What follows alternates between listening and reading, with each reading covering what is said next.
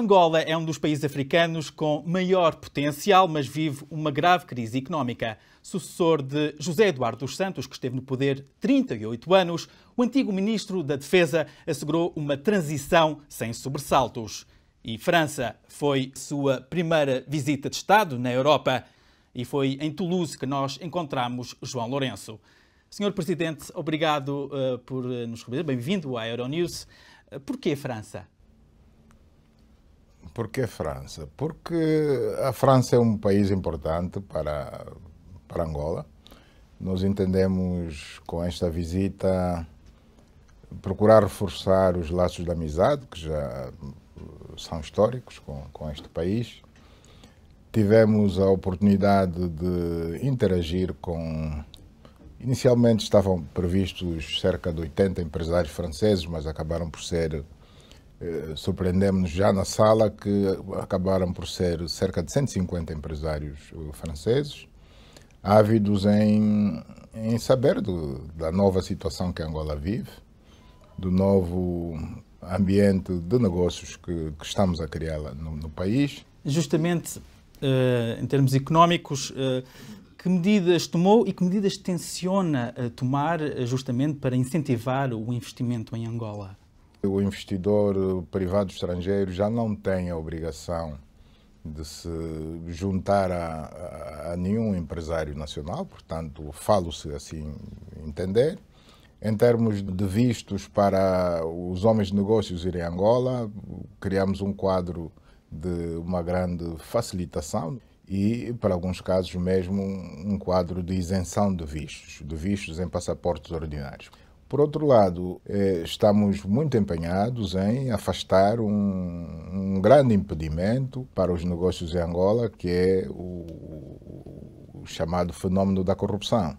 Portanto, isto é uma luta que é difícil, vai levar algum tempo, mas nós estamos preparados para enfrentar esse gigante de corrupção e temos a certeza que vamos vencê-la. O senhor é muito popular em Angola.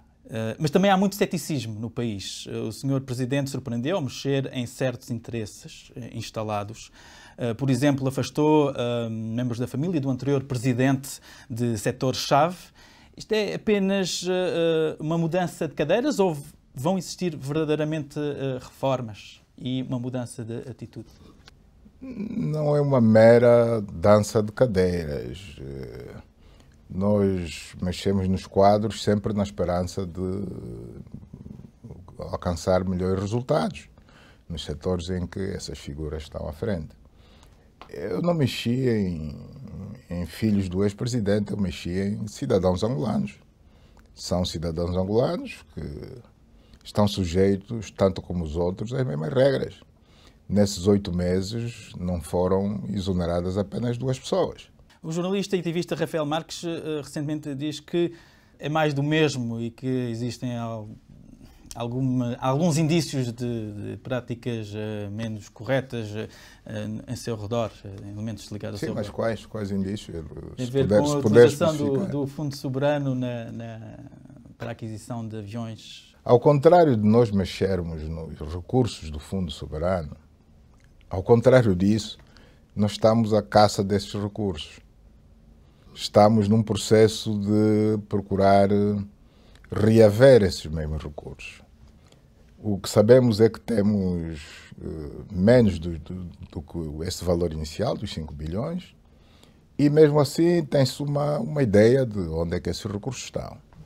Em Maurícias, na Inglaterra, em outros cantos do planeta. O normal seria, no ato de passação de pastas entre um conselho de administração para o outro, o anterior conselho de administração abrir o jogo de forma transparente e dizer onde é que esses recursos estão.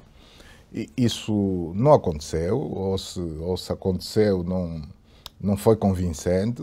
Essa companhia ou consórcio de companhias entre a companhia de bandeira, a TAG e algumas empresas privadas, não vai sair, não vai acontecer. No dia em que isso acontecer, então eu agradeço que liguem para mim e dizem, olha, o senhor disse à Euronews que não existia consórcio nenhum, mas eu hoje viajei num dos aviões do consórcio do que o senhor fulano tal falou. A impunidade em relação à corrupção tem os dias contados? Foi uma das frases suas na tomada de posse? Com certeza que tem. A impunidade tem os dias contados, portanto, a justiça está, digamos, a adaptar-se ao novo quadro e quem combate a corrupção não são só os políticos fazem a parte deles, a própria sociedade deve e está a fazer a sua parte, com denúncias e outro tipo digamos, de reação contra a corrupção e obviamente, a justiça, digamos, é a ponta final desta cadeia de forças que têm a missão de combater a corrupção. A impunidade tem os dias contados, mesmo para o ex-vice-presidente Manuel Vicente, cujo processo de corrupção foi transferido para Luanda, obviamente dentro na presunção de inocência. Sim, mesmo para ele, embora, digamos a verdade, existe a promessa da remissão para Angola. Efetivamente isso ainda não aconteceu, Angola continua a aguardar que as autoridades portuguesas enviem um processo para Angola e naturalmente que quando o recebermos daremos o devido tratamento. Portanto, eu dizia na minha primeira grande entrevista, no início do corrente ano, que nós não pretendemos lavar, digamos, a imagem do engenheiro Manuel Vicente, se é que ela está suja. Portanto, a acusação de que ele praticou um crime tem a presunção da inocência. Tão logo recebamos o processo de Portugal, as entidades competentes da Justiça vão prosseguir com o processo. Na tomada de posse, não só ignorou Portugal, como deixou o país de fora dos importantes parceiros que Angola dará primazia. Como estão as relações entre Lisboa e Luanda? Bom, em primeiro lugar dizer que não ignorei ninguém. Portanto, há países que eu não citei, não era possível citar todos. Há países com quem temos relações muito próximas há muitos anos e tanto como Portugal não foram citadas, foi o primeiro caso. Não houve nenhuma intenção deliberada. Posso citar o caso de Cuba, por exemplo, cujos filhos verteram seu sangue em Angola e não me recordo nessa minha intervenção de ter colocado Cuba entre os países com quem pretendemos ter uma parceria estratégica. Como é que vão as relações com Portugal? As relações com Portugal vão bem. Estamos ansiosos em receber o primeiro-ministro António Costa em Luanda. A nível dos ministros das relações exteriores dos dois países, estão a acertar datas e isso vai acontecer a todo momento. Okay. Recentemente a Human Rights Watch escreveu uma carta aberta a pedir justamente que trabalhasse no sentido de melhorar certos aspectos da violação dos direitos humanos. Vai trabalhar nisso? Vamos evitar, vamos trabalhar, ou estamos a trabalhar no sentido de não violar os direitos humanos. Nos 8 meses da minha governação, não sei se existem casos. Mas vai estar atento? Com certeza que estarei. Estarei atento para evitar que isso aconteça, obviamente. Tem algum projeto para reforçar a cooperação dos países lusófonos, a CPLP, ou é a francofonia que lhe interessa? Interessam todas. A exemplo do que se passa com Moçambique, que está ali encravado entre países anglófonos, tem ali o Malawi ao lado, a Tanzânia, a própria África do Sul, e acabou por aderir à Commonwealth. Também Angola está cercada não por países lusófonos, mas por países francófonos e anglófonos. Portanto, não se admirem que estejamos a pedir agora a adesão à francofonia, que daqui a uns dias estejamos também a pedir a adesão à Commonwealth. E por que não ser Portugal a porta de entrada na União Europeia e ser França? Bom, não sei quem disse que será a França. O simples facto de eu estar a fazer uma visita à França não quer dizer que será a França a porta de entrada. Foi falado na comunicação social que gostaria que a França fosse a porta de entrada na União Europeia. Não, dito por mim, não de certeza, não disse isso. Não disse isso. Falei no interesse em estabelecer uma parceria estratégica com a França, mas a parceria estratégica, ninguém tem exclusividade disso, não se estabelece com apenas um país. Temos a liberdade de estabelecer com tantos países quantos nós quisermos. Portanto, eu não disse em momento nenhum, nem em público, nem em privado, que eu pretendia que fosse a França a porta de entrada para a União Europeia. Muitos angolanos anseiam por reformas. Existem graves problemas, especialmente em termos de saúde, pobreza, cerca entre 20% a 30% da população vive em pobreza extrema. Quando é que os angolanos vão começar a sentir mudanças? Ninguém está em condições de estabelecer uma data. Isso já está a acontecer, no fundo. Já está a acontecer, pouco a pouco vem acontecendo. Nós pretendemos diversificar a nossa economia precisamente para que o país tenha mais recursos para investir, sobretudo na área social, portanto, na educação, na saúde,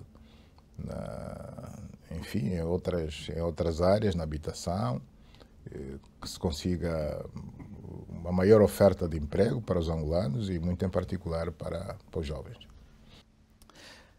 A agricultura é uma das suas grandes apostas e porquê? Bom, em África não apostar na agricultura é um erro crasso. Portanto, a África tem condições ótimas para o desenvolvimento da agricultura. A agricultura é um ramo da economia que dá emprego, dá bastante emprego. Portanto, daí a necessidade de apostarmos na agricultura para matar a fome, por um lado, reduzir os índices de miséria, que infelizmente ainda existem, temos de ser francos em dizer, e também, por que não, ser uma fonte de produtos de exportação como forma de diversificar. Em França assinou acordos no âmbito da defesa. Podemos saber alguns detalhes sobre esses acordos? Bom, os acordos, regra geral, são acordos tipo. São acordos que dão a possibilidade de, depois disso, portanto, tem que se ver projetos em concreto. Existe a possibilidade de cooperarmos na formação dos nossos oficiais, em qualquer um dos ramos.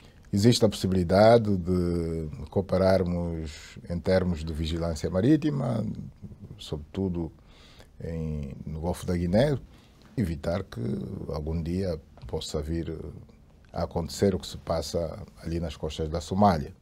Foi debatido o cenário da República Democrática do Congo. Esses acordos de defesa estarão, de certa forma, relacionados também, uma vez que existe uma grande fronteira entre os dois países? A República Democrática do Congo tem mais de 2.500 quilómetros de fronteira com Angola. Só por esta razão é do interesse de Angola que haja estabilidade no país vizinho. Sabe que houve um acordo entre o executivo congolês e a oposição. Esse acordo obriga, digamos, sobretudo o executivo, a organizar eleições livres na República Democrática do Congo e a não apresentação como candidato do atual Presidente da República. Tudo quanto queremos é que esse acordo seja cumprido, porque entendemos que o não cumprimento do mesmo pode levar a convulsões políticas e sociais que não serão agradáveis nem para os próprios congoleses e muito menos para todos os vizinhos.